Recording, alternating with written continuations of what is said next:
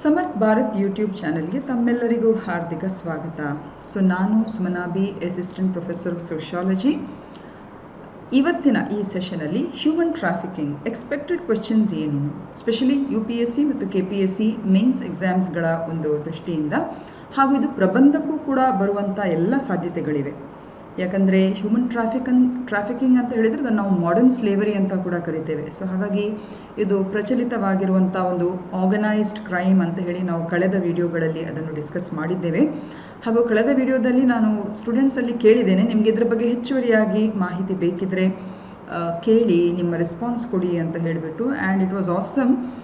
ಹೆಚ್ಚಿನ ನಮ್ಮ ವಿದ್ಯಾರ್ಥಿಗಳು ಹೇಳಿದ್ದಾರೆ, and you all gave a very good response. Actually the response was very good for the previous video. So ಹಾಗಾಗಿ I have come up with this video. Okay, so ಇವತ್ತಿನ ಈ ಸೆಷನಲ್ಲಿ human ಟ್ರಾಫಿಕಿಂಗ್ಗೆ ಸಂಬಂಧಿಸಿದ expected questions ಹೇಗಿರುತ್ತೆ, ಹಾಗೂ ಅದಕ್ಕೆ ಸಂಬಂಧಿಸಿದ ಉತ್ತರವನ್ನು ಮತ್ತು ಅದಕ್ಕೆ ಸಂಬಂಧಿಸಿದ ಇನ್ಫಾರ್ಮೇಷನನ್ನು ಕೂಡ ಯಾವ ರೀತಿಯಾಗಿ ನೀವು ಜೋಡಿಸ್ಕೊಬೋದು ಅಂತ ಹೇಳಿಬಿಟ್ಟು ಈ ಸೆಷನಲ್ಲಿ ನಾವು ಡಿಸ್ಕಸ್ ಮಾಡುವ.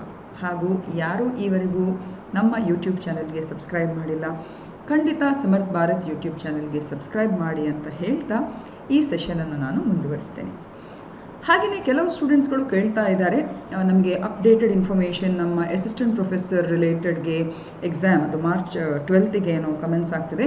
ಸೊ ಅದಕ್ಕೆ ರಿಲೇಟೆಡ್ ಆಗಿರುವಂಥ ಡೈಲಿ ಅಫೇರ್ಸ್ ಮತ್ತು ಹಿಂದಿನ ತಿಂಗಳ ಅಪ್ಡೇಟ್ಸ್ ಕೊಡಿ ಅಂತ ಹೇಳಿಬಿಟ್ಟು. And for this you have another one stop solution, that is Sumukha e solutions ಅಂತ ಹೇಳಿಬಿಟ್ಟು ಯೂಟ್ಯೂಬ್ ಚಾನಲ್. ಇದರಲ್ಲೂ ಕೂಡ ನಾನೇ ಕರೆಂಟ್ ಅಫೇರ್ಸ್ಗೆ ಅದೊಂದು ಟೀಮ್ ನಾವು ಕೆಲಸ ಮಾಡುವಂಥದ್ದು. ಸೊ ಕರೆಂಟ್ ಅಫೇರ್ಸ್ ರಿಲೇಟೆಡ್ ಕಳೆದ 4-5 ತಿಂಗಳ ಮಾಹಿತಿಗಳು ಈ ಒಂದು ಯೂಟ್ಯೂಬ್ ಚಾನಲಲ್ಲಿದೆ. So you can please subscribe for this channel, and daily updates of the news items along with the MCQs are discussed in this channel. So ಇದರ ಲಿಂಕನ್ನು ನಾನು ಡಿಸ್ಕ್ರಿಪ್ಷನಲ್ಲಿ ಹಾಕಿರ್ತೇನೆ. ಹಾಗೂ ನವೆಂಬರ್ ಮತ್ತು ಸೆಪ್ಟೆಂಬರ್ ತಿಂಗಳ, ಯಾಕೆಂದರೆ ಅಸಿಸ್ಟೆಂಟ್ ಪ್ರೊಫೆಸರ್ ಎಕ್ಸಾಮ್ ಅಂತ ಹೇಳಿದರೆ ಅಟ್ಲೀಸ್ಟ್ ಒಂದು 6 months ಗ್ಯಾಪಿನ ಇನ್ಫಾರ್ಮೇಷನ್ ಕೇಳುವಂಥ ಚಾನ್ಸಸ್ ಇದೆ. ಸೊ ಅದರ ಮಂತ್ಲಿ ಅಪ್ಡೇಟ್ಸ್ನ ಡಿಸ್ಕ್ರಿಪ್ಷನನ್ನು ಕೂಡ ನಾನು ಲಿಂಕನ್ನು ಡಿಸ್ಕ್ರಿಪ್ಷನ್ ಬಾಕ್ಸಲ್ಲಿ ಹಾಕಿರ್ತೇನೆ. So kindly watch that. ಇಷ್ಟು ಹೇಳ್ತಾ I shall start my session. ಈಗ ಆಗಲೇ ಹೇಳಿದಾಗೆ ಹ್ಯೂಮನ್ ಟ್ರಾಫಿಕಿಂಗ್ ಬಹಳಷ್ಟು ಕಾನ್ಸೆಪ್ಟ್ಗಳಿವೆ. ಅದರ human trafficking is also one of the very important topic when it comes to KS and UPSC prelims and also main examination. ಹಾಗೂ human trafficking ಬಗ್ಗೆ ಆಗಲೇ ಹೇಳಿದಾಗೆ ಎಸ್ಸೆಯಲ್ಲಿ ಕೇಳುವಂಥ ಎಲ್ಲ ಚಾನ್ಸಸ್ ಇದೆ. ಹಾಗೂ ಪೇಪರ್ 4 UPSC ಜನರಲ್ ಸ್ಟಡೀಸ್ 3ಯಲ್ಲಿ 250 ಮಾರ್ಕ್ಸ್ಗೆ ರಿಲೇಟೆಡ್ ಆಗಿರುವಂಥ ಆ ಪೇಪರ್ನಲ್ಲಿ security challenges and management in border areas, linkages organise crime ಅಂತ ಹೇಳುವಂಥ ಟಾಪಿಕ್ ಅಡಿಯಲ್ಲಿ ಈ ಟಾಪಿಕನ್ನು ಕೇಳುವಂಥ ಸಾಧ್ಯತೆ ಬಹಳಷ್ಟು ಇದೆ. So we shall start the session. So ಹೇಗೆ ಎಕ್ಸ್ಪೆಕ್ಟೆಡ್ ಕ್ವೆಶ್ಚನ್ಸ್ ಇರ್ಬೋದು ಅಂತ ಹೇಳಿಬಿಟ್ಟು ಒಂದು 5 ಕ್ವೆಶ್ಚನ್ಸ್ಗಳನ್ನು ಇಲ್ಲಿ ಹಾಕಿದ್ದೇವೆ. ಎಸ್ಸೆಗೆ ಹೀಗೆ ಕೇಳುವಂಥ ಚಾನ್ಸಸ್ ಇದೆ. ಪ್ರಬಂಧಕ್ಕೆ ಮಾನವ ಕಳ್ಳ ಸಾಗಣೆ 21ನೇ ಶತಮಾನದ ಇದೊಂದು ಸಾಮಾಜಿಕ ಪಿಡುಗು. Of course it is modern day slavery, ಸಾಮಾಜಿಕ ಪಿಡುಗು ಇದು. ಸೊ ಹಾಗಾಗಿ ಅದರ ಬಗ್ಗೆ ವಿಶ್ಲೇಷಣೆ ಮಾಡ್ತಾ ನೀವು ಪ್ರಬಂಧವನ್ನು ಯಾವ ರೀತಿಯಾಗಿ ಬರಿಬೋದು ಅಂತ ಹೇಳುವಂಥ ಒಂದು ಆ ಟಾಪಿಕನ್ನು ಕೊಡ್ಬೋದು. ಆ ಟಾಪಿಕ್ಕಿಗೆ ನೀವು ಈಗಲೇ ಪ್ರಿಪೇರ್ ಆಗ್ಬೋದು ಆ್ಯಕ್ಚುಲಿ. ಇನ್ನೊಂದು impact of COVID-19 pandemic on trafficking in persons as per the UNODC report. UNO ಅಂದರೆ United Nations office for drugs and crime ಅಂತ ಹೇಳುವಂಥ ಈ ಒಂದು ಸಂಸ್ಥೆಯ ವರದಿಯ ಪ್ರಕಾರ ವ್ಯಕ್ತಿಗಳ ಸಾಗಾಣಿಕೆಯ ಮೇಲೆ ಅಂದರೆ ವ್ಯಕ್ತಿಗಳ ಅಥವಾ ಮಾನವ ಕಳ್ಳ ಸಾಗಾಣಿಕೆಯ ಮೇಲೆ COVID-19 ಸಾಂಕ್ರಾಮಿಕದ ಪರಿಣಾಮ. ಯಾಕಂದರೆ UNODC ರಿಪೋರ್ಟ್ ಏನು ಹೇಳ್ತದೆ ಅಂತ ಹೇಳಿದರೆ, ಈ ನಮ್ಮ COVID-19 ನಂತರದ ಅವಧಿಯಲ್ಲಿ ಟ್ರಾಫಿಕಿಂಗ್ ಇನ್ನಷ್ಟು ಬಹಳಷ್ಟು ಜೋರಾಗಿದೆ ಅಂತ ಹೇಳಿಬಿಟ್ಟು. ಸೊ ಹಾಗಾಗಿ ಹೇಗೆ ಅದನ್ನು ಅದಕ್ಕೆ ಪೂರಕವಾಗಿರುವಂಥ ಉತ್ತರವನ್ನು ನಾವು ಸಿದ್ಧಪಡಿಸ್ಬೋದು. ಹಾಗೆಯೇ ತುಂಬ ಮಾಮೂಲಾದ ಕ್ವೆಶ್ಚನ್ಸ್ ಈ ರೀತಿಯಾಗಿ ಕೇಳ್ಬೋದು. ಭಾರತದಲ್ಲಿ ಮಾನವ ಕಳ್ಳ ಸಾಗಣೆಗೆ ಸಂಬಂಧಿಸಿದ ಸಾಂವಿಧಾನಿಕ ಹಾಗೂ ಶಾಸಕಾಂಗ ನಿಬಂಧನೆಗಳು ಅಥವಾ ಕ್ರಮಗಳು ಯಾವುವು, ಹಾಗೂ ಮಾನವ ಕಳ್ಳ ಸಾಗಣೆ ಎಂದರೇನು, ಮಾನವ ಕಳ್ಳ ಸಾಗಣೆ ತಡೆಗೆ ಸರ್ಕಾರ ಏನೆಲ್ಲ ಕ್ರಮವನ್ನು ಕೈಗೊಂಡಿದೆ. ಓಕೆ, ಸೊ ಇದನ್ನು ನಾವು ಹೇಗೆ ಅರ್ಥ ಮಾಡಿಕೊಳ್ಳುವ ಅಂತ ಹೇಳಿದರೆ ಈ ರೀತಿಯ ಕೆಲವು ಕಂಟೆಂಟನ್ನು ಹಾಕ್ಕೊಂಡು ನಾವು ಅರ್ಥ ಮಾಡ್ಕೊಬೋದು. ಮೊದಲನೇದಾಗಿ ಮಾನವ ಕಳ್ಳ ಸಾಗಣೆಯ ಮೂಲ ಕಾರಣಗಳು ಏನು, what are the main reasons are the root causes for human trafficking. ಎರಡನೇದು ಮಾನವ ಕಳ್ಳ ಸಾಗಣೆಯನ್ನು ನಿಗ್ರಹಿಸಲು ಸಾಂವಿಧಾನಿಕ ಮತ್ತು ಶಾಸಕಾಂಗ ಕ್ರಮಗಳು. ಮಾನವ ಕಳ್ಳ ಸಾಗಣೆಯನ್ನು ಎದುರಿಸಲು ಸರ್ಕಾರ ಕೈಗೊಂಡಿರುವಂಥ ಇತರೆ ಕ್ರಮಗಳು. ಹಾಗೂ ಇನ್ನೊಂದು ವೆರಿ ಇಂಪಾರ್ಟೆಂಟ್ ಏನು ಅಂತ ಹೇಳಿದರೆ ಶ್ರೇಣಿ ವ್ಯವಸ್ಥೆಯ ಆಧಾರದ ಮೇಲೆ ದೇಶಗಳ ವರ್ಗೀಕರಣ. ಅಂದರೆ ಹ್ಯೂಮನ್ ಟ್ರಾಫಿಕಿಂಗ್ ಅಥವಾ ಮಾನವ ಕಳ್ಳ ಸಾಗಾಣಿಕೆಗೆ ಸಂಬಂಧಿಸಿದಾಗೆ ದೇಶಗಳನ್ನು ವರ್ಗೀಕರಣ ಮಾಡಿದ್ದಾರೆ. ಟೈರ್ 1, ಟೈರ್ 2, ಟೈರ್ 2 ಅಲ್ಲಿ ಇನ್ನೊಂದು ಟೈರ್ 2 ವಾಚ್ ಲಿಸ್ಟ್ ಅಂತ ಇದೆ, ಹಾಗೂ ಟೈರ್ 3 ಅಂತ ಇದೆ. ಓಕೆ, ಸೊ ನಮ್ಮ ಭಾರತ ದೇಶ ಯಾವ ಟೈರಲ್ಲಿ ಬರ್ತದೆ ಕೊನೆ ತನಕ ವಿಡಿಯೋ ನೋಡ್ಕೊಳ್ಳಿ, ಇಟ್ ಇಸ್ ವೆರಿ ಇನ್ಫಾರ್ಮೇಟಿವ್. ಈಗ root causes of human trafficking ಮುಖ್ಯವಾಗಿ ಎಲ್ರಿಗೂ ಗೊತ್ತಿರುವ ಹಾಗೆ ಬಡತನ. ಮಕ್ಕಳ ಕಳ್ಳ ಸಾಗಾಣಿಕೆಗೆ ಅಥವಾ ಮಾನವ ಕಳ್ಳ ಸಾಗಾಣಿಕೆಗೆ ಒಂದು ಪ್ರಮುಖ ಕಾರಣ ಏನು ಅಂತ ಹೇಳಿದರೆ ಅದು ಬಡತನ. ಯಾಕಂದರೆ ಕೆಲವು ಸಲ ಪೋಷಕರು ತಮ್ಮ ಮಕ್ಕಳನ್ನು ಕೇವಲ ಹಣಕ್ಕಾಗಿ ಮಾರಾಟ ಮಾಡುವುದಲ್ಲ, ಬದಲಾಗಿ ತಾನು ಇರುವಂತಹ ನಿರ್ಗತಿಕ ವ್ಯವಸ್ಥೆಯಿಂದ ಎಲ್ಲೋ ತನ್ನ ಮಗುವಿಗೆ ಎಲ್ಲೋ ಸೂಕ್ತ ರೀತಿಯ ಒಂದು ಆಶ್ರಯ, ಒಂದು ವ್ಯವಸ್ಥೆ, ಒಂದು ಜೀವನ ಕಲ್ಪಿಸ್ತಾರೆ ಅಂತ ಹೇಳುವಂಥ ಒಂದು ಆಶಯ ಭಾವನೆಯೊಂದಿಗೆ ಮಕ್ಕಳನ್ನು ಈ ರೀತಿ ದುಡ್ಡಿಗೋಸ್ಕರ ಅಥವಾ ಅದಕ್ಕೇನು ಹೇಳೋದು ಅಸಹಾಯಕರಾಗಿ ಈ ರೀತಿ ಮಾರಾಟ ಮಾಡುವಂಥ ಪ್ರಕ್ರಿಯೆಗಳಲ್ಲೂ ಈ ಬಡತನದಿಂದಾಗಿ ಕಾಣಬಹುದು. ಓಕೆ, ಸೊ ಬಡತನ is one of the main root cause of human trafficking. ಇನ್ನೊಂದು ವೆರಿ ಇಂಪಾರ್ಟೆಂಟ್ ಯಾವುದು ಅಂತ ಹೇಳಿದರೆ, ಇದನ್ನೆಲ್ಲ ನೋಡಿ, ಈ ಎಲ್ಲ ನಾನು ಏನು ಹೇಳ್ತಾ ಇದ್ದೇನೆ ನೋಡಿ, ಈ ಆಸ್ಪೆಕ್ಟ್ಸ್ಗಳನ್ನು ಪ್ರಬಂಧಕ್ಕೆ ನೀವು ಲಿಂಕ್ ಮಾಡ್ಬೋದು. Okay, social and cultural practices, ಸಾಮಾಜಿಕ ಮತ್ತು ಸಾಂಸ್ಕೃತಿಕ ಕೆಲವೆಲ್ಲ ಕಟ್ಟುಪಾಡುಗಳು. ನಮ್ಮ ಸಮಾಜದಲ್ಲಿ ಸ್ಪೆಷಲ್ ಆಗಿ ಹೆಚ್ಚಾಗಿ ಮಹಿಳೆಯರನ್ನು ಅಥವಾ ಹುಡುಗಿಯರನ್ನು ಅಪಮೌಲ್ಯಗೊಳಿಸುವಂಥ ಅಥವಾ ತುಚ್ಛವಾಗಿ ಕಾಣುವಂಥ ಒಂದು ವ್ಯವಸ್ಥೆಗಳನ್ನು ನಾವು ಕಾಣಬಹುದು. ಅಥವಾ ಕೆಲವು ಅಭ್ಯಾಸಗಳು ಈ ಕಳ್ಳ ಸಾಗಾಣಿಕೆಗೆ ಗುರಿಯಾಗುವಂತೆ ಮಾಡುತ್ತದೆ. ಉದಾಹರಣೆ, ಒಂದು ಹೆಣ್ಣು ಮಗು ಹುಟ್ಟುವುದನ್ನೇ ಒಂದು ರೀತಿ ಶಾಪ ಅಂತ ಹೇಳಿ ಪರಿಗಣಿಸುವಂಥ ಕುಟುಂಬಗಳು, ಹೆಣ್ಣನ್ನು ಹೆತ್ತಿದ್ದೇವೆ ಅಂತ ಹೇಳಿದರೆ ಸೆರಗಿನ ಹಿಂದಿರುವಂಥ ಕೆಂಡ ಅಂತ ಹೇಳಿ ಭಾಸವಾಗುವಂಥ ಹೆತ್ತವರು. ಸೊ ಇಂಥ ಒಂದು ಸಾಮಾಜಿಕರಣ ವ್ಯವಸ್ಥೆಯಿಂದ ಮಕ್ಕಳನ್ನು ಪೋಷಿಸುವಂಥ ಹೆತ್ತವರು ಖಂಡಿತವಾಗಿ ಹೆಣ್ಣು ಮಕ್ಕಳ ಮೇಲೆ ಅವ್ರು ಹುಟ್ಟಿದೇ ತಪ್ಪು ಅಂತ ಹೇಳುವಂಥ ಆ ಒಂದು ಡಿವ್ಯಾಲ್ಯೂಯೇಷನ್ನ ಅಂಶವನ್ನು ಆ ಮಕ್ಕಳಲ್ಲಿ ಹೇರ್ತಾರೆ. ಸೊ ಆಟೋಮ್ಯಾಟಿಕ್ ಆಗಿ ಅಂತಹ ಮಕ್ಕಳು ಮಾನವ ಕಳ್ಳ ಸಾಗಾಣಿಕೆಗೆ ತುಂಬ ವಲ್ನರಬಲ್ ಆಗಿರುವಂಥ ಒಂದು ಕಂಡೀಷನಲ್ಲಿ ಇರ್ತಾರೆ. ಸೊ ನಮ್ಮ ಕೆಲವೆಲ್ಲ ಸಾಮಾಜಿಕ ಮತ್ತು ಸಾಂಸ್ಕೃತಿಕ ಕಟ್ಟುಪಾಡುಗಳು makes the girls and the women in the society very vulnerable to trafficking because they are devalued in society. ಇನ್ನೊಂದು another important cause is porous nature of the borders. ಅಂದರೆ ಗಡಿಗಳಲ್ಲಿ ಒಂದು ರೀತಿ ಸರಂಧ್ರ ಸ್ವಭಾವ ಅಂತ ಹೇಳುವಂಥದ್ದು. ಸರಂಧ್ರ ಅಂತ ಹೇಳಿದರೆ ಕರೆಕ್ಟ್ ರೀತಿಯಲ್ಲಿ ಮಾನಿಟರಿಂಗ್ ಅಥವಾ ಪೆಟ್ರೋಲಿಂಗ್ ಅಥವಾ ಸರಿಯಾದ ರೀತಿಯ ವಿಜಿಲೆನ್ಸ್ ಇಲ್ಲದಿರುವುದು. ಸೊ ಹೇಗೋ ಎಲ್ಲೋ ಬೇಕಿದ್ರೆ ಗಡಿಗಳನ್ನು ದಾಟಿ ಆಚೆ ಈಚೆ ಹೋಗ್ಬೋದು ಅಂತ ಹೇಳಿಬಿಟ್ಟು. ಸೊ ನಮ್ಮ ದೇಶದ ಕೆಲವು ಭಾಗಗಳು ಇಂತಹ Porus nature of the borders ಅಂತ ಹೇಳ್ತೇವೆ. ಅಂದರೆ ಎಲ್ಲೂ ಕೂಡ ಗಡಿಗಳಿಂದ ಆಸ್ಪಾಸ್ ಆಚೆ ಈಚೆ ಹೇಗೂ ಕೂಡ ಓಡಾಡಬಹುದು. ಸೊ ಇಂತಹ ಒಂದು ಪೋರಸ್ ಬಾರ್ಡರ್ಸ್ ಇದೆಯಲ್ಲ, they are the very vulnerable sides for trafficking ಅಥವಾ ಮಾನವ ಕಳ್ಳ ಸಾಗಾಣಿಕೆಗೆ ತುಂಬ ಹೆಚ್ಚಾಗಿ ಈ ಒಂದು ಕಲ್ಪ್ರಿಟ್ಸ್ ಯಾರಿದ್ದಾರೆ ಅವರು ಇಂತಹ ದಾರಿ ಅಥವಾ ಇಂತಹ ಒಂದು ವಿಜಿಲೆನ್ಸ್ ಇಲ್ಲದಂತಹ ಈ ಒಂದು ಏರಿಯಾ ಅಥವಾ ರಸ್ತೆ ಅಥವಾ ಆ ಮಾರ್ಗಗಳನ್ನು ಹೆಚ್ಚಾಗಿ ಈ ಕಳ್ಳ ಸಾಗಾಣಿಕೆಗೆ ಯೂಸ್ ಮಾಡ್ತಾರೆ. And that's one of the major consequences of the porous borders in India is a rise of the trans border crimes. So ಇದು ಒಂದು ಬೃಹತ್ ಆಗಿರುವಂಥ ಕಾರಣ, ಟ್ರಾನ್ಸ್ ಬಾರ್ಡರ್ ಕ್ರೈಮ್ಸ್ಗಳು ನಮ್ಮಲ್ಲಿ ಹೆಚ್ಚಳ ಆಗುವುದಕ್ಕೆ, ಸ್ಪೆಷಲಿ ನೇಪಾಳ ಮತ್ತು ಬಾಂಗ್ಲಾದೇಶದ ಬಾರ್ಡರ್ಸಲ್ಲಿ. ಇಲ್ಲಿ ಮುಖ್ಯವಾಗಿ ನಾವು ಫೋಟೋ ಅಲ್ಲಿ ನೋಡ್ಬೋದು ಕೆಲವೆಲ್ಲ ಸ್ಪಾಟ್ಗಳು, ಬೆಹಾರ್ವಾ, ನೇಪಾಲ್ಗಂಜ್, ಬಿಹ್ರಾಂಗ್, ಕಾಕ್ರಿ ಬೀಟಾ. ಸೊ ಈ ಭಾಗದಲ್ಲಿ ಒಳನುಸುಳುವಿಕೆ ತುಂಬಾ ಸುಲಭವಾಗಿ ಆಗ್ತದೆ. ಅದು ನಮ್ಮ ಗಡಿ ಪ್ರದೇಶ ಆದರೂ ಕೂಡ ಅಲ್ಲಿ ಸರಿಯಾದ ರೀತಿಯ ವಿಜಿಲೆನ್ಸ್ ಅಥವಾ ಸರ್ವೇಲಿಯನ್ಸ್ ಇಲ್ಲದ ಕಾರಣ, ಅಥವಾ ಅಲ್ಲಿ ಏನೋ ಒಂದು ರೀತಿ ರಿಲ್ಯಾಕ್ಸೇಷನ್ ಇರುವ ಕಾರಣ. ರಿಲ್ಯಾಕ್ಸೇಷನ್ ಅಂತ ಹೇಳಿದರೆ ಚೌಕಟ್ಟಿನಲ್ಲಿರುವಂಥ ವ್ಯಕ್ತಿಗಳು ಅಂಥದಕ್ಕೆ ರಹದಾರಿ ಮಾಡಿಕೊಟ್ರೆ ಡೆಫಿನೆಟ್ಲಿ ಈ ಹಾಗೂ ಹೋಗುವ ಒಂದು ಟ್ರಾನ್ಸ್ ಬಾರ್ಡರ್ ಕ್ರೈಮ್ಗಳಿಗೆ ಇಂತಹ ಗಡಿ ಸರಂಧ್ರ ಸ್ವಭಾವದ ಈ ಒಂದು ಸನ್ನಿವೇಶಗಳು ಅದಕ್ಕೆ ಸಹಾಯ ಮಾಡ್ತದೆ. ಇನ್ನೊಂದು ವೆರಿ ಇಂಪಾರ್ಟೆಂಟ್ ವಲಸೆ, ಮೈಗ್ರೇಷನ್. ಸೊ ತಮ್ಮ ಜೀವನವು ಶೋಚನೀಯವಾಗಿರುವಂತಹ ಒಂದು ಸ್ಥಳಗಳಿಂದ ಕೆಲವರು ಇನ್ನೂ ಹೆಚ್ಚು ಹಂಬಲವನ್ನು ಇಟ್ಟುಕೊಂಡು ಇನ್ನೊಂದು ಸ್ಥಳಗಳಿಗೆ ಹೋಗುವಂಥ ಕೆಲವೆಲ್ಲ ಮಾರ್ಗಗಳನ್ನು ಅಥವಾ ಕೆಲವೆಲ್ಲ ಆಶಾಭಾವನೆಗಳನ್ನು ಇಟ್ಕೊಳ್ತಾರೆ. ಓಕೆ, ತೀರಾ ಕುಗ್ರಾಮದಲ್ಲಿರುವಂಥ ಹೆಣ್ಣು ಮಗಳೊಂದು ಮುಂಬೈ ಅಥವಾ ಯಾವುದೋ ಮಹಾನಗರಕ್ಕೆ ಹೋಗಬೇಕು, ಅಲ್ಲಿ ಏನಾದರೂ ಸಾಧನೆ ಮಾಡಬೇಕು ಅಂತ ಹೇಳುವಂಥದ್ದು. ಹಾಗೂ ಅವರ ಒಂದು ರೀತಿಯ ಅನಿಶ್ಚಿತತೆಯ ಬದುಕು ಅವರನ್ನು ಇಂತಹ ಒಂದು ಆಮಿಷಕ್ಕೆ ಹೆಚ್ಚಾಗಿ ತೆರೆದುಕೊಳ್ತದೆ. ಮತ್ತು ವಲ್ನರಬಲ್ ಆಗಿ ಇಂತಹ ಕೆಲವು ಸಲ ಹ್ಯೂಮನ್ ಟ್ರಾಫಿಕಿಂಗಿಗೆ ಅವರು ಬಲಿಯಾಗುವುದನ್ನು ನಾವು ಕಾಣಬಹುದು. So basically migration or the yearning to migrate to places where their lives are very miserable, and such individuals open to approaches or become vulnerable to the traffickers who in the beginning stage, ಮೊದಲನೇದಾಗಿ ಈ ಟ್ರಾಫಿಕರ್ಸ್ ಇರ್ತಾರಲ್ಲ ಅವರವರಿಗೆ ಕೆಲವೆಲ್ಲ ಒಂದು ರೀತಿ lure ಮಾಡ್ತಾರೆ, ಅಂದರೆ ಆಸೆ ತೋರಿಸ್ತಾರೆ. ಅಲ್ಲಿ ಬಂದರೆ ನಿಮಗೆ ಹಾಗೆ ಮಾಡ್ತೇನೆ ಹೀಗೆ ಮಾಡ್ತೇನೆ ಅಂತ ಹೇಳಿಬಿಟ್ಟು. ಸೊ ಅತಂತ್ರ ಪರಿಸ್ಥಿತಿಯಲ್ಲಿ ಹೆಚ್ಚಾಗಿ ಹೆಣ್ಣು ಮಕ್ಕಳು ಇಂತಹ ಒಂದು ದುಸ್ಥಿತಿಗೆ ಅವರು ತಮ್ಮನ್ನು ತಾವೇ ಒಡ್ಡಿಕೊಳ್ಳುವಂಥ ಪರಿಸ್ಥಿತಿ ಕೂಡ ವಲಸೆಯಿಂದ ನಿರ್ಮಾಣ ಆಗ್ತದೆ. Another important thing is cyber trafficking. Okay, the increase in internet access in current times have led to cyber trafficking. So ಇವಾಗ ಇಂಟರ್ನೆಟ್ ಆಕ್ಸೆಸ್ ನಮ್ಮಲ್ಲಿ ಹೆಚ್ಚಾಗಿ ಅಂದರೆ ಸ್ಪೆಷಲಿ ಕೋವಿಡ್-19 ಬಂದ ನಂತರ ಅಂತೂ ಡಿಜಿಟಲ್ ಮಾರ್ಗ ಮತ್ತು ಆನ್ಲೈನ್ ಲರ್ನಿಂಗ್ ಮತ್ತು open access to most of the social media platforms ಇವೆಲ್ಲ ಹೆಚ್ಚಾಗಿದೆ. ಸೊ ಇದರಿಂದಾಗಿ ಏನಾಗ್ತದೆ ಅಂತ ಹೇಳಿದರೆ ಮಕ್ಕಳು ಅಥವಾ ಹದಿಹರೆಯದ ಮಕ್ಕಳು ಕೂಡ ಈ ರೀತಿ ಪಾಪ್ಯುಲರ್ ಸೋಷಿಯಲ್ ಮೀಡಿಯಾ ಪ್ಲ್ಯಾಟ್ಫಾರ್ಮ್ಗಳು ಅಥವಾ ಫ್ರೀ ಮೆಸೇಜಿಂಗ್ ಆ್ಯಪ್ಸ್ಗಳ ಮೂಲಕ ಯುವ ಜನರನ್ನು ಅಥವಾ ಹದಿಹರೆಯದ ಅಥವಾ ಯಂಗ್ ಪೀಪಲನ್ನು ಈಸಿಯಾಗಿ ಅಟ್ರಾಕ್ಟ್ ಆಗಿ ಅವರು ಕಾಂಟ್ಯಾಕ್ಟ್ ಆಗ್ತಾರೆ. ಸೊ ಅಲ್ಲಿ ಇರುವಂಥ ಬೇರೆ ಬೇರೆ ಮಾರ್ಗಗಳಿಂದ ಅಥವಾ ಆಶ್ವಾಸನೆಗಳಿಂದ ಕೆಲವು ಸಲ ಮಕ್ಕಳು ಗೊತ್ತಿಲ್ಲದೆಯೇ ಈ ಒಂದು ಹ್ಯೂಮನ್ ಟ್ರಾಫಿಕಿಂಗ್ ಜಾಲಕ್ಕೆ ಅವರು ಒಳಗಾಗ್ತಾರೆ.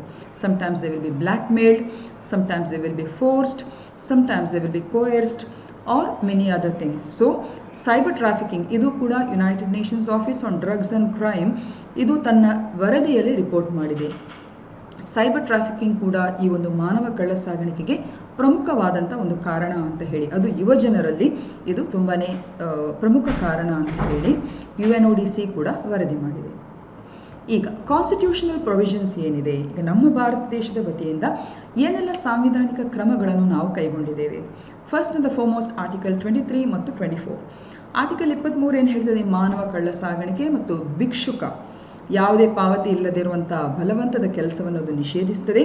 24ನೇ ವಿಧಿ ಏನು ಮಾಡ್ತದೆ, ಕಾರ್ಖಾನೆಗಳು ಮತ್ತು ಗಣಿಗಳಂತಹ ಅಪಾಯಕಾರಿ ಉದ್ಯೋಗಗಳಲ್ಲಿ 40 ವರ್ಷಕ್ಕಿಂತ ಕಡಿಮೆ ವಯಸ್ಸಿನ ಮಕ್ಕಳನ್ನು ನೇಮಿಸಿಕೊಳ್ಳುವುದನ್ನು ಕೂಡ ಇದು ನಿಷೇಧಿಸುತ್ತದೆ.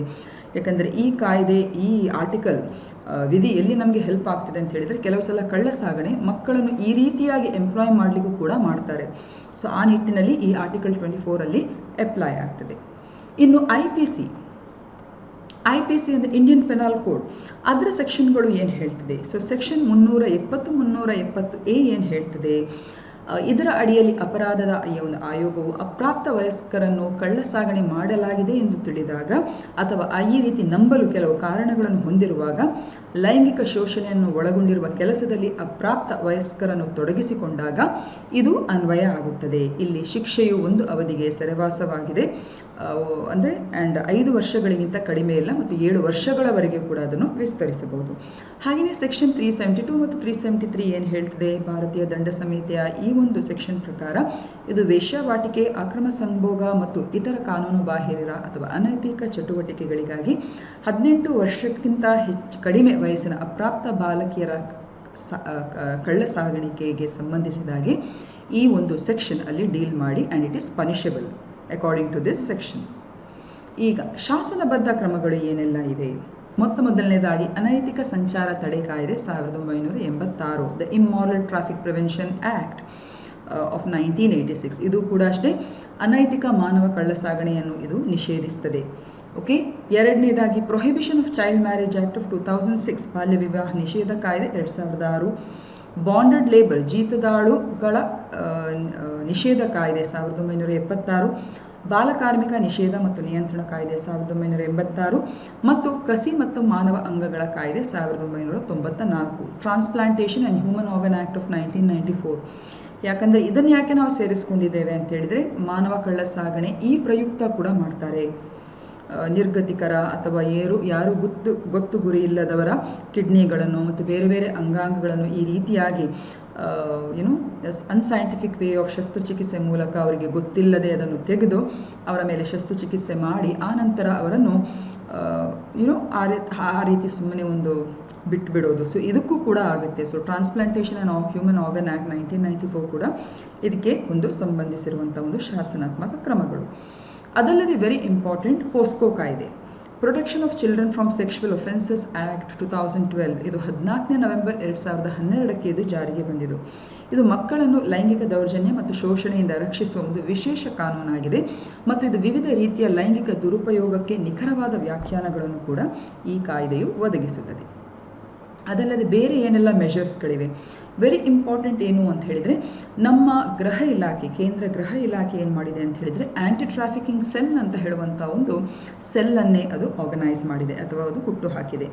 ಸೊ ಆ್ಯಂಟಿ ಟ್ರಾಫಿಕಿಂಗ್ ನೋಡಲ್ ಸೆಲ್ ಇದು 2006 ನಮ್ಮ ಕೇಂದ್ರ ಗೃಹ ಇಲಾಖೆ ಇದು ಅಸ್ತಿತ್ವಕ್ಕೆ ತಂದಿರುವಂಥದ್ದು ಅಥವಾ ಎಸ್ಟಾಬ್ಲಿಷ್ ಮಾಡಿರುವಂಥದ್ದು.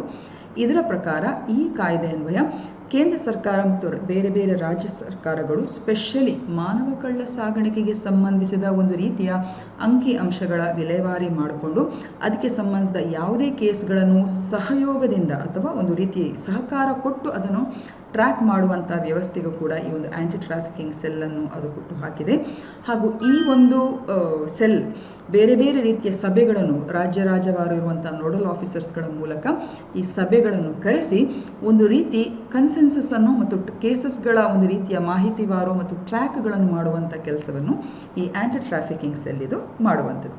ಇನ್ನೊಂದು ಜುಡಿಷಿಯಲ್ ಕೊಲೋಕ್ಯಮ್ ಅಂತ ಇದೆ.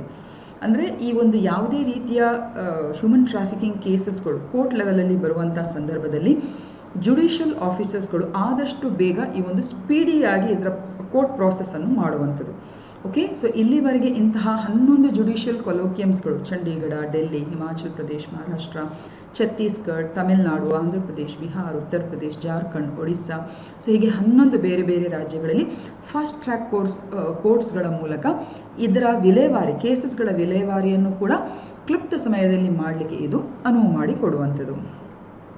ಈಗ ವೆರಿ ಇಂಪಾರ್ಟೆಂಟ್ ಏನು ಅಂತ ಹೇಳಿದರೆ ಕ್ಯಾಟಗರೈಸೇಷನ್ ಆಫ್ ಕಂಟ್ರೀಸ್. ಇದನ್ನು ನಿಮ್ಮ ಅಂದರೆ ಇದು ಪ್ರಿಲಿಮ್ಸಲ್ಲೂ ಕೂಡ ಕೇಳುವಂಥ ಚಾನ್ಸಸ್ ಇದೆ. ಸ್ಪೆಷಲಿ ಮಾನವ ಕಳ್ಳ ಸಾಗಾಣಿಕೆಗೆ ಸಂಬಂಧಿಸಿದ ಹಾಗೆ 3 ಟೈರ್ ಕಂಟ್ರೀಸ್ ಅಥವಾ 3 ಹಂತದ ರೀತಿಯಲ್ಲಿ ದೇಶಗಳನ್ನು ವರ್ಗೀಕರಿಸ್ತಾರೆ. ಅದರಲ್ಲಿ ಮೊದಲನೇ ಹಂತದಲ್ಲಿ ಟೈರ್ 1 ಕಂಟ್ರೀಸ್ ಅಂದರೆ ಮೊದಲನೇ ಹಂತದಲ್ಲಿರುವಂಥ ದೇಶಗಳು ಅಂತ ಹೇಳಿಬಿಟ್ಟು ಈ ದೇಶಗಳ ಒಂದು ಕಂಡೀಷನ್ ಅಥವಾ ಈ ದೇಶಗಳ ಪಟ್ಟಿಯಲ್ಲಿ ಬರಬೇಕಾದ್ರೆ ಏನೆಲ್ಲ ಇರಬೇಕು ಅಂತ ಹೇಳಿದರೆ the countries ಹುಸ್ government fully comply with the trafficking victims protection act of US loss.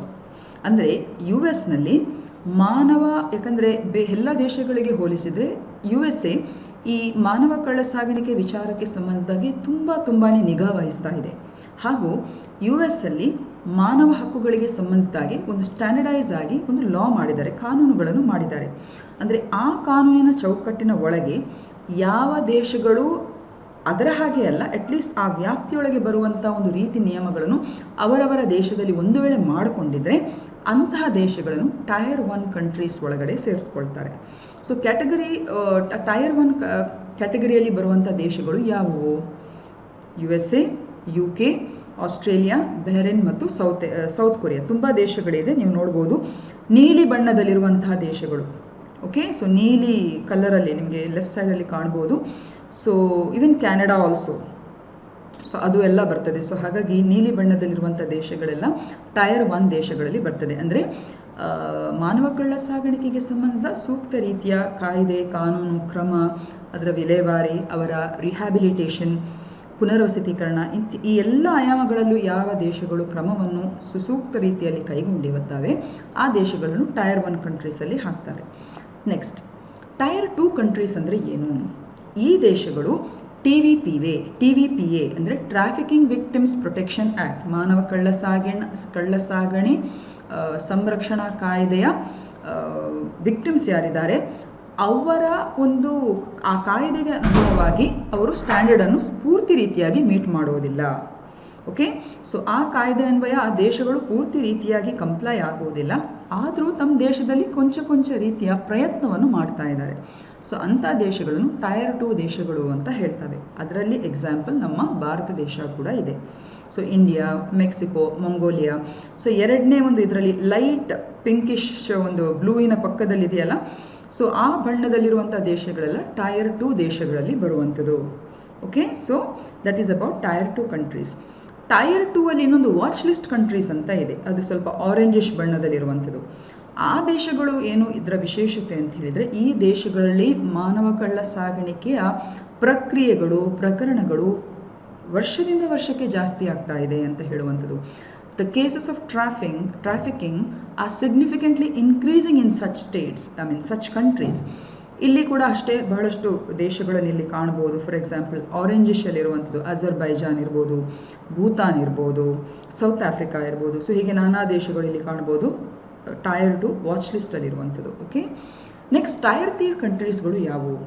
ಈ ದೇಶಗಳು ಹೇಗೆ ಅಂತ ಹೇಳಿದರೆ ಟ್ರಾಫಿಕಿಂಗ್ ವಿಕ್ಟಿಮ್ಸ್ ಪ್ರೊಟೆಕ್ಷನ್ ಆ್ಯಕ್ಟ್ಗೆ ಸಂಬಂಧಿಸಿದಾಗಿ ಯಾವುದೇ ರೀತಿಯ ಒಂದು ರೀತಿ ಕಾನೂನುಗಳನ್ನು ಆ ದೇಶದಲ್ಲಿ ಅಳವಡಿಸಿಕೊಂಡಿಲ್ಲ.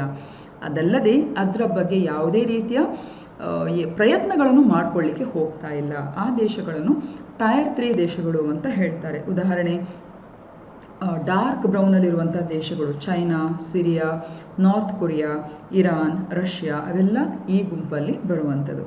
ಓಕೆ, ಸೊ ಇದಿಷ್ಟು ಇವತ್ತಿನ ವಿಷಯಗಳು. ಹೋಪ್ ಸೊ ಯು ಲೈಕ್ ಈ ವಿಷಯಗಳು ನಿಮಗೆ ಇಷ್ಟ ಆಯಿತು ಅಂತ ಅಂದ್ಕೊಂಡಿದ್ದೇನೆ. ಸೊ ನಿಮ್ಮ ಪರೀಕ್ಷಾ ದೃಷ್ಟಿಯಿಂದ ಅಥವಾ ಪರೀಕ್ಷೆಗೆ ಸಂಬಂಧಿಸಿದಾಗೆ ಭಾಳಷ್ಟು ಮಾಹಿತಿಗಳು ಸಿಕ್ಕಿದೆ ಅಂತ ನಾನು ಅಂದ್ಕೊಂಡಿದ್ದೇನೆ. ಸೊ ಹಾಗಾಗಿ ಇಷ್ಟ ಆದರೆ ದಯವಿಟ್ಟು ಲೈಕ್ ಮಾಡಿ, ಶೇರ್ ಮಾಡಿ. ಆಗಲೇ ಹೇಳಿದಾಗೆ updated information on current affairs ನಿಮಗೆ ಬೇಕಾದಲ್ಲಿ ಸುಮುಖ ಈ ಸೊಲ್ಯೂಷನ್ಸ್ ಯೂಟ್ಯೂಬ್ ಚಾನಲನ್ನು ಕೂಡ ನೀವು ಫಾಲೋ ಮಾಡ್ಬೋದು.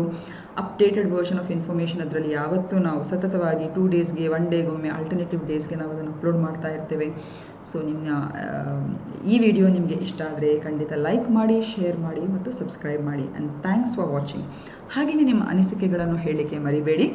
ಇಷ್ಟು ಹೇಳ್ತಾ end this session. Have A nice day. Take care.